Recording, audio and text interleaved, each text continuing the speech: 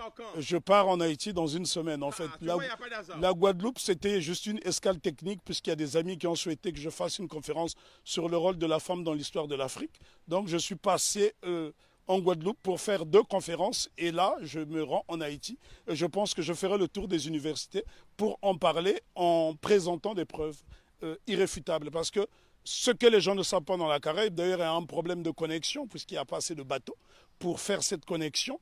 Et si je pense qu'il y avait cette possibilité de se rendre dans différentes îles, le mépris des Haïtiens serait tombé à l'eau.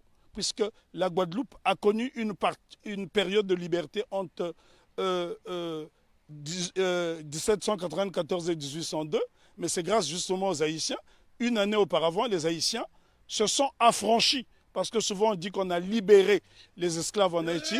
Les Haïtiens n'ont jamais été libérés. Ils se sont affranchis tout seuls avec la machette. Donc voilà pourquoi Non, mais les Haïtiens sont les premiers Africains déportés dans la Caraïbe qui ont brisé les chaînes de l'oppression.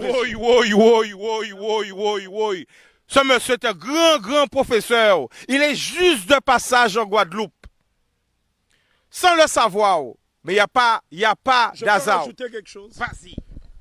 C'est à toi le micro. Nous devons savoir que Haïti a eu pour vocation de libérer toutes les nations opprimées. Ce qu'on ne dit pas assez souvent, lorsque la Grèce a été dominée par les Ottomans, au milieu du 19e siècle, ce sont les Haïtiens, sous la présidence de Jean-Pierre Boyer, qui ont libéré la Grèce. Et ce sont des choses qui n'apparaissent pas dans les manuels scolaires. Une autre information inédite, c'est grâce à la voix d'Haïti que l'État d'Israël a été créé en 1948. Donc ça, ce sont des choses que les gens doivent savoir. Haïti a été le pays le plus démocratique du monde, puisque toute personne qui arrivait sur le sol haïtien était considérée comme nègre. Donc tous les opprimés de la planète trouvaient refuge en Haïti. Et ce pays est devenu aujourd'hui une vitrine effrayante de la pauvreté. Je suis obligé d'insister sur le mot de vitrine parce qu'il a subi un blocus qu'aucune nation n'avait subi.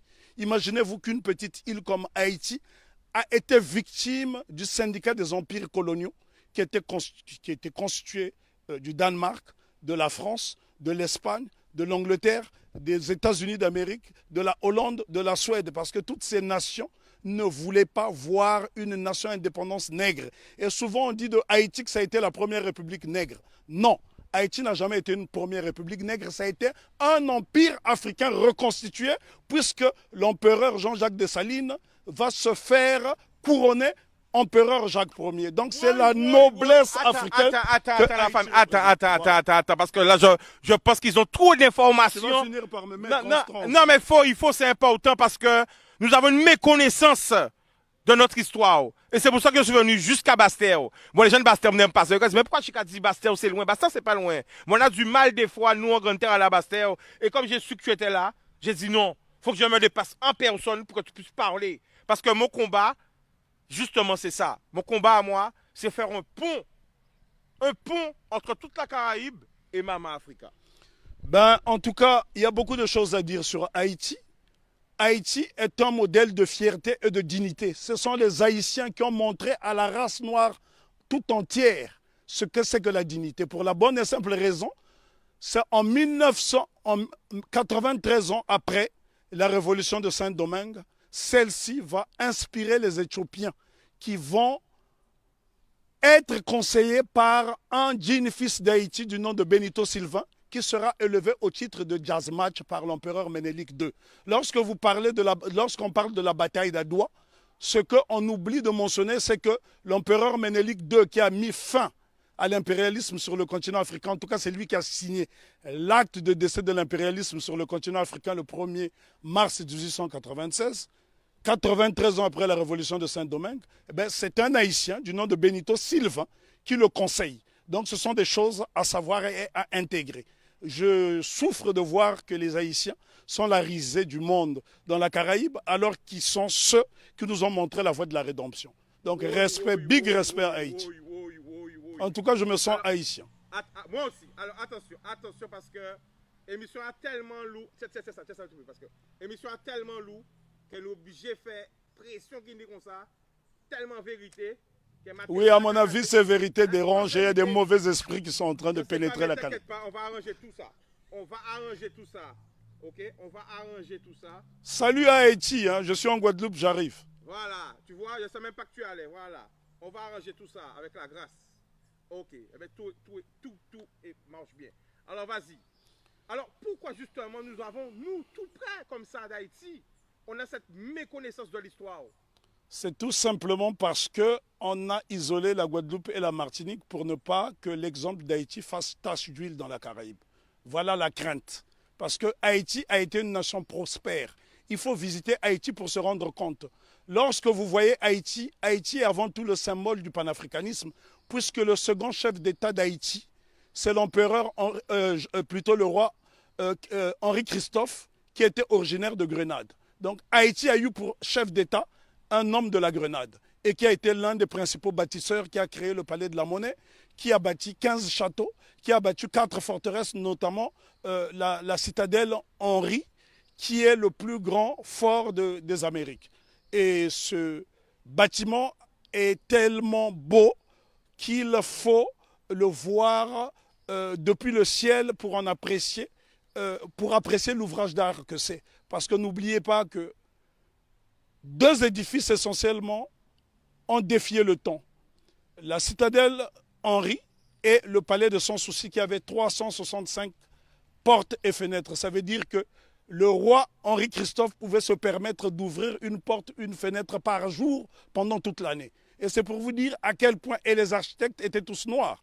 Si vous allez par exemple dans la ville de Kenskoff, vous trouverez le fort Alexandre et le fort Jacques qui sont reliés par un tunnel, et c'est à 1200 mètres d'altitude. La question qu'on doit se poser, comment les Africains déportés à Saint-Domingue ont pu construire ces édifices qui ont défié le temps. Aujourd'hui, lorsque vous voyez un cyclone dans la Caraïbe, il suffit d'un petit cyclone pour que les maisons s'envolent, alors que les Africains ont fait exploser leur génie pendant la période de captivité. Bien que les Haïtiens se sont affranchis dès 1793, parce qu'il ne faut pas croire à ce que les historiens disent en faisant croire que les Haïtiens ont été libérés. Non. Lorsque les négriers sont arrivés, les Haïtiens étaient déjà libres, puisqu'ils avaient lancé ce fameux slogan « Coupez tête, boulet caille ». Et il y a un homme dont on ne parle pas, on parle souvent de Toussaint Louverture, qui fut le plus grand des généraux nègres de tous les temps. On parle de Jean-Jacques Dessalines, je dis béni soit leur nom pour l'éternité, mais seulement il y a un jeune colonel qui s'est battu âprement lors de la bataille de Vertières, c'est Capois-la-Mort, François Capois-la-Mort, qui a défié les canons de l'insolence, les canons de l'arrogance en disant « j'aime la mort ». Et Capois, on le retrouve sur le billet de Sangourde en Haïti. Ce sont là des éléments essentiels que nous devons connaître afin d'aller vers l'émancipation définitive. Alors, en résumé, pour parler d'Haïti. On ne peut pas résumer l'histoire d'Haïti, elle est trop belle, elle est trop grande, elle est trop belle. L'histoire d'Haïti, oui, on ne peut pas résumer l'histoire d'Haïti. Haïti, on doit en parler avec passion. Moi, je suis né sur le continent africain, mais je suis né au Congo, mais ce sont les Haïtiens qui m'ont montré le chemin de la liberté, parce que lorsque le Congo, aujourd'hui dit démocratique, accède à l'indépendance le 30 juin 1960, la Belgique tente de saboter l'indépendance de cette jeune nation. Et ce sont les Haïtiens qui vont venir par souci de panafricanisme aider le Premier ministre Patrice Lumumba, qui malheureusement sera assassiné 6 mois plus tard. Ce sont les Haïtiens qui ont brisé le blocus de la France en Guinée. Ce sont les Haïtiens qui ont bloqué le blocus de la Belgique en République démocratique du Congo. Donc nous sommes redevables tous en Haïti. Alors la famille, attention, je vais te stopper parce que tout ce que tu dis là, moi personnellement, je n'étais pas au courant et je pense qu'il y a beaucoup de personnes qui ne sont pas au courant. Mais le problème, ce n'est pas seulement de le dire, il faut le prouver parce que j'ai une base de données assez solide et j'ai assez d'éléments pour le montrer. Quand vous voulez, invitez-moi, je vous ferai un exposé dense sur Haïti. Il nous faudra 2 jours parce que lorsque je parle d'Haïti, je suis dans un temps second. Je suis en transe. Mais pourquoi? On ne peut pas parler d'Haïti de façon légère parce que cette révolution est la première depuis que nous avons perdu l'initiative historique. C'est la première qui est victorieuse parce qu'il y a eu des révolutions aux États-Unis. Il y en a eu au Brésil, notamment avec la création du Quilombo de Palmarès au Brésil avec Zumbi. Mais sauf que toutes ces révolutions dans la Caraïbe ont été étouffées. Si vous allez par exemple en Antigua, vous avez un village qui s'appelle Liberté où les Africains se sont affranchis très tôt. Mais toutes ces tentatives de souveraineté n'ont pas été concrétisées. Donc ce sont les Haïtiens qui vont pérenniser. N'oublions pas que Haïti sera envahi pendant 29 ans par les États-Unis d'Amérique pour punir cette nation d'avoir vaincu les Blancs. C'est Haïti qui a libéré l'Amérique latine avec Simon Bolivar. Et encore, lorsqu'on dit que c'est Haïti qui a libéré, ce n'est qu'une partie d'Haïti, puisqu'à cette époque, Haïti était divisé en deux. Il y avait Haïti du Nord, qui était un royaume dirigé par le roi Henri-Christophe, et il y avait le Sud, la République du Sud d'Haïti, qui était dirigée par Alexandre Pétion. Et ce bout de terre d'Haïti du Sud va donc donner des soldats, de l'argent à Simon Bolivar pour aller libérer une bonne partie de l'Amérique latine. Si vous observez les drapeaux de l'Équateur, du Venezuela, de la Colombie, vous trouverez des armoiries similaires, même les couleurs, à celles du drapeau d'Haïti. Donc c'est très important pour nous d'étudier Haïti parce que Haïti, c'est le symbole de notre fierté. Et les gens dans la Caraïbe doivent intégrer cette notion. Si les Haïtiens n'avaient pas lancé ce slogan « Coupé tête boulet caille » qui a fait trembler le monde entier, ben, probablement que l'abolition de l'esclavage aurait eu lieu peut-être plus tardivement. Est-ce que tu peux nous donner des exemples de pays? Parce que là, on est en direct. L'exemple que je peux vous donner. Quel pays a été aidé par Haïti? Ben, le Congo, pays dont je suis originaire, la République démocratique du Congo a été aidée par Haïti parce qu'en 80 ans de colonisation belge, les Belges n'ont même pas été fichus de former une dactylographe. Et la première dactylographe qui va dactylographier le discours de Lumumba, c'est Suzanne Peck, qui est la mère de Raoul Peck. Donc Haïti est au cœur de notre émancipation.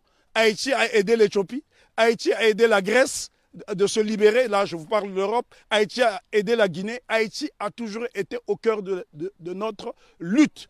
L'exemple le plus simple, lorsque vous arrivez à Cuba, sur les bords du Malecón, vous trouverez un grand monument qui est dédié à Antonio Maceo. Très peu de gens connaissent ce héros qu'on appelait à l'époque le Tito de bronze. Lui-même qui est le véritable père de l'indépendance de Cuba. On vous parle souvent de José Marti, mais en vérité le père de l'indépendance de Cuba, celui qui a lancé les hostilités contre les Espagnols, c'est Antonio Maceo. Lui-même a été formé en Haïti. Donc Haïti, si vous allez à Cuba, les Haïtiens sont très respectés. Il y a des localités entières où on trouve des Haïtiens.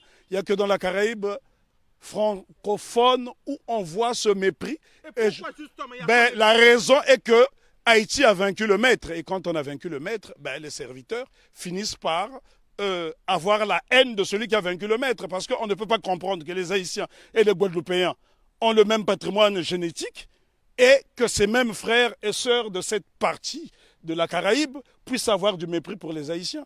Les Haïtiens sont ceux-là qui incarnent la noblesse. Lorsqu'on parle de la pyramide, ceux qui sont au sommet de la pyramide, ce sont les Haïtiens et puis les Éthiopiens parce qu'ils ont été des nations invincibles. Imaginez-vous que les Haïtiens ont combattu une armée motorisée rien qu'avec des armes rudimentaires. Au point où Maitland, gouverneur britannique de la Jamaïque, viendra supplier à Toussaint Louverture de lui remettre un bateau. Haïti avait l'une des armées les plus puissantes d'Amérique. Et c'est un Haïtien du nom de Jean-Baptiste Pointe du Sable qui crée la ville de Chicago, qui est l'une des plus grandes villes des États-Unis d'Amérique. Donc, respect à Haïti.